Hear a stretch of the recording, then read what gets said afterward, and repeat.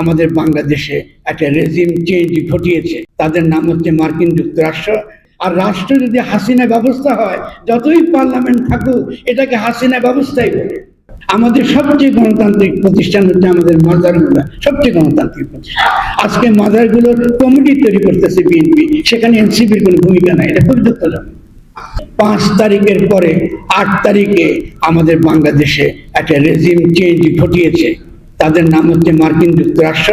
আমাদের নাম নিতে শরম লাগতে পারে, আমি নামটা বলে দিলাম। কারণ আজকে তারাই কিন্তু ক্ষমতা আছে, আপনার কেউ ক্ষমতায় নেই। আমরা পার্লামেন্টে আনন্দ পেতে পারি পারফরমেন্সের জন্য।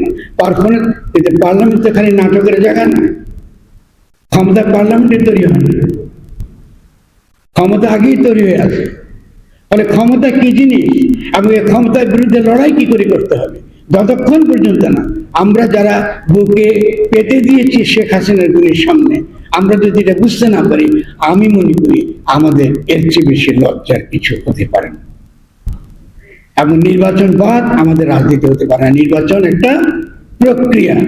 গণতন্ত্র যদি থাকে, রাষ্ট্র যদি গণতান্ত্রিক হয়, তখন নির্বাচন কাজ করে। আর রাষ্ট্র যদি হাসিনা ব্যবস্থা হয়, যতই পার্লামেন্ট থাকুক, এটাকে হাসিনা ব্যবস্থাই বলে। তাহলে আমাদেরকে, আমার কথা শুনতে খারাপ লাগতে পারে আপনাদের, কিন্তু আপনারা যদি বাসায় গিয়ে একটু ঠান্ডা মাথায় ভাবেন এবং সত্যিকারের রাজনৈতিক পথটা, কৌশলটা, রণনীতিটা আমরা ঠিক করি, আমরা অবশ্যই জয়ী হব ইনশাআল্লাহ। কেউ আমাদের টিকে রাখতে পারবে। আর যদি আমরা ঐক্যবদ্ধ হতে না পারি, যেটা বলছে হাফিজ, যেটা বলছে মুসা আমার বন্ধু বলছে, তো মুসার বিরুদ্ধে আমার একটা অভিমান আছে। এটা একটু ফাঁকে বলে ভাই, মুসা মনে করে যে ফকির লালন শাহ ইসলাম বিরোধী লোক। যিনি বলেন যে মুখে পড়লে সদা লা ইলাহা ইল্লাল্লাহ, উনি কি করে ইসলাম বিরোধী হলো? আমি কিন্তু মাথা ব্যথা নেই।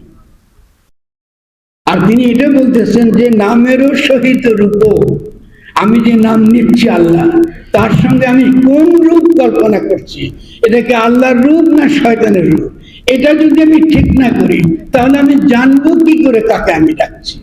তো তিনি বলছেন নামেরও সহিত রূপ ধ্যানে রাখিয়া যখন।